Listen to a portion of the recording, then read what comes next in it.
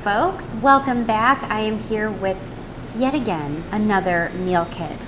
My name is Emily. I'm the registered dietitian here at Harvest Market, and every week I put out a new meal kit for you to enjoy, and then I like to do the recipes so that you can either cook with me or you can maybe see how it's done, or if you're not getting a meal kit, maybe you're not here in the Champaign-Urbana area, but you still like good recipes. So this week what I have for you is a Greek grain bowl. So I'm really excited for this one. I'm using a couple of my favorite recipes and incorporating them into this grain bowl. So grain bowls are big because they're delicious, right? So we use whole grains typically, or whatever grain you like. I'm gonna be using this packet. It's a seven grains, and it has brown rice, whole grain rye, barley, millet, red bulgur, quinoa, which is a pseudo grain, wild rice, and I think it's great. I love utilizing these microwave packages of grains because grains typically, when you cook them from scratch, they typically last kind of or they take a long time to cook. But these are great because you can just pop them in the microwave and you can have whole grains ready to go when you are. So we're going to be using those, some veggies too, but the main star of the show are going to be my meatballs. So I do these Greek meatballs that are so delicious, and I'm going to show you guys how to make them real quick. So there's also a vegetarian option for this meal kit, and all of the instructions are on the sheet. It's really not difficult to make. It's going to be garbanzo beans and the same exact seasonings that we're using for the meatballs, minus the breadcrumbs. So we still have all of the same seasonings, so you're really gonna get that same flavor. So good. Okay, so what we're gonna do, I have my mixing bowl here. We're just gonna set this close to my cutting board, and then we're gonna start off. So I have my ground turkey in here. I'm using an 85 15 blend, I guess. I like it because you need a little bit of fat in your meatballs in order to promote a moist product, and otherwise they typically tend to get really dried out. So we're going to remove everything from this little packet here. This is all going to go into our meatball mix. So I've got some onion, I've got some lemon, got some garlic, and I've got fresh dill and parsley.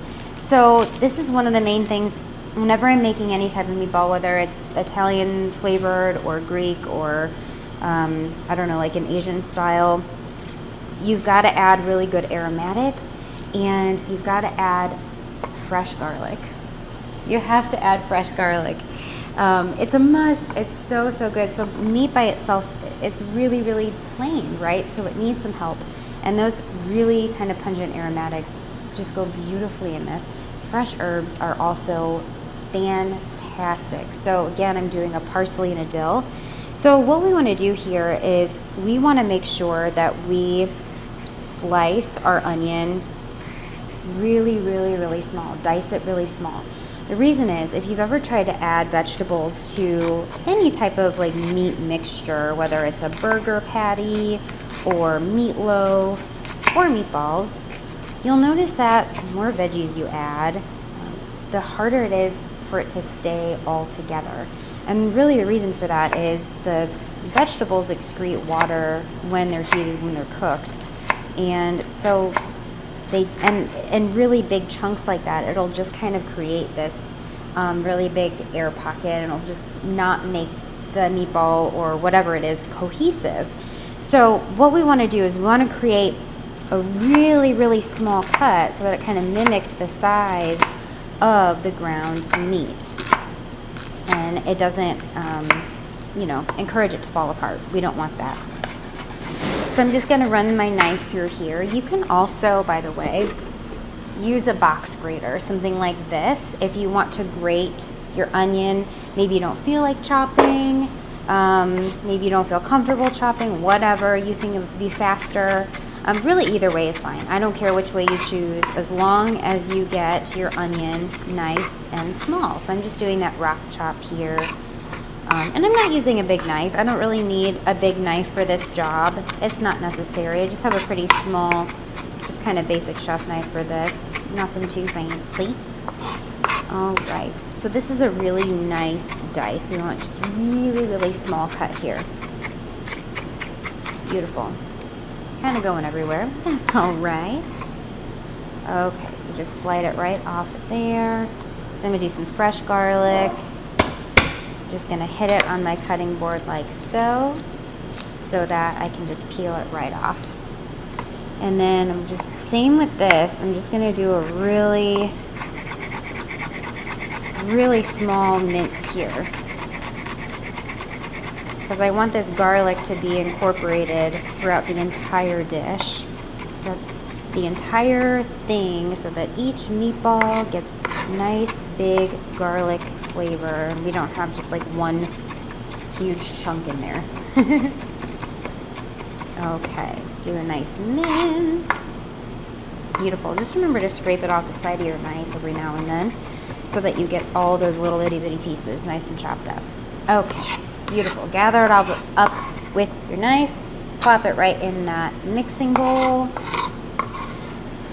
Excellent. And then I like to do the herbs right after that because they kind of will pick up like any pieces of, you know, onion or garlic you have left. You can also just do it all together if you want to, where everything is really nice and incorporated. It's really hard to mess this one up, guys. So don't forget, you want to have your oven preheating right now at about 425. That's what we're going to go for. Now, it's really important to know your oven. If it tends to run a little bit on the cooler side, if things typically tend to take a long time to cook in your oven, if you're setting it to, you know, whatever like a recipe says, and maybe turn it up a little bit to like 435. I know my oven at home loves 435. That seems to be a really good temperature for it. But you make the call. We just don't want to do too high of a heat here because, again, we don't want to dry out the meatballs. Okay, lovely. So that's in here. Now we're going to go ahead and add our feta and our breadcrumb. Excellent. So any big pieces of feta, you can just kind of go ahead and just crumble up. Again, just like the garlic, we want to make sure that the feta is nice and incorporated into each and every piece of the meatball. Ta-da! Okay, next up, we're gonna do the meat. Just plop that right in there. And then we have the seasoning cup. This is simply Cavender's Greek seasoning and red wine vinegar, making sure that we're getting all that deliciousness out.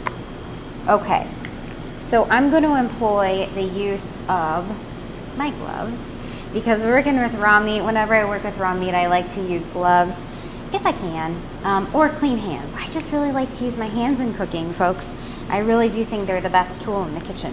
So when we're mixing, what we want to do is we really want to do just a gentle kind of fold. So I don't want to be too harsh with my meat. You don't want to overwork it, basically, because it can get really mealy. It can get pretty nasty. So and just yield a really not desirable texture. So what I'm doing is I'm just kind of like folding.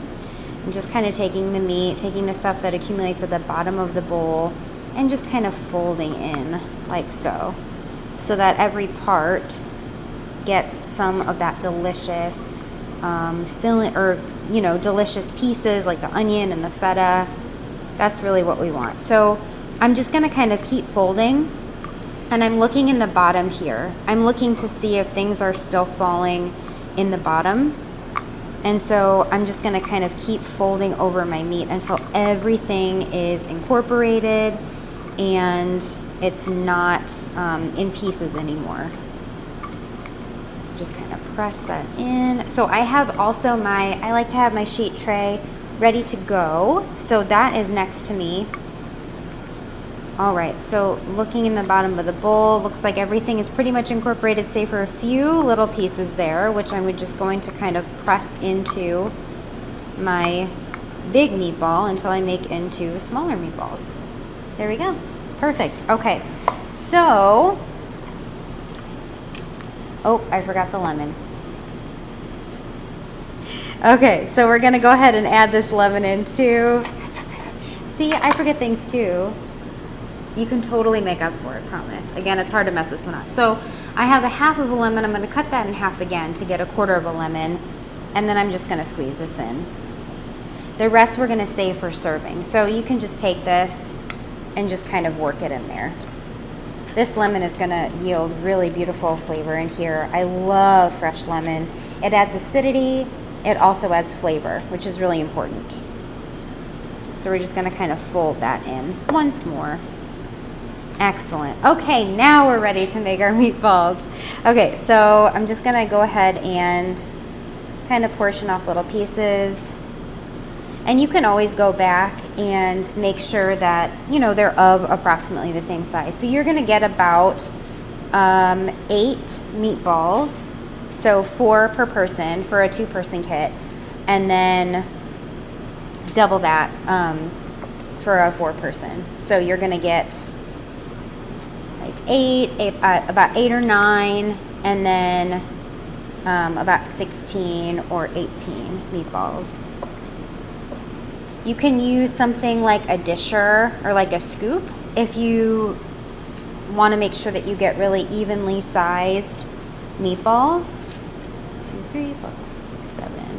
Yeah, these are pretty big. So what I do is I'll kind of go back and I'll just take a little bit off of each one so that I get about the same size. I'm going to move this over here so you guys can see. Okay. So I'm going to take a little bit off of each one so I can make one more meatball. And these are pretty good sized meatballs, I feel like.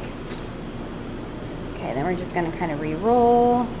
And again, it's just pretty important that, you know, we want to make sure they're about the same size. They don't have to be perfect by any means, but about the same size. We'll make sure that they all cook evenly, and we don't have any ones that are burned, and we don't have any ones that are undercooked. Okay, so I'm gonna pop these into my preheated oven for about 13 minutes, about 13 to 15 minutes. That's when I'm gonna get just at about like 162, 165.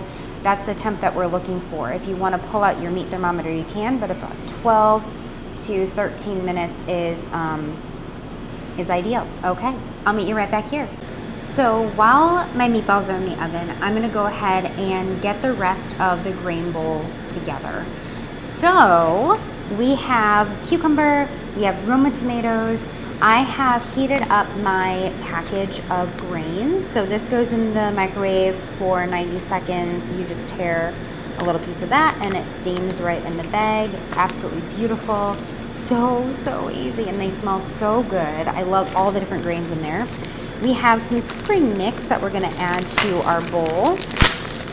So I have a tiny bowl, and this is going to give me a lot of food, so I'll probably have to get seconds. But we're gonna go ahead and put some greens in here. This bowl is gonna be overflowing with goodness. So then you're gonna rinse off, just give your veggies a little wash. And then we're gonna go ahead and just give these a nice slice. There is absolutely no right or wrong way to cut up your veggies, however you want. So I'm just gonna cut these into pieces lengthwise and then just go ahead and give a nice dice. And then we're gonna go ahead and what we're gonna do is just get all the kind of pieces ready, and then you just divide it between the bowls. So whether you have 2 or 4, you're gonna go ahead and divvy it on up.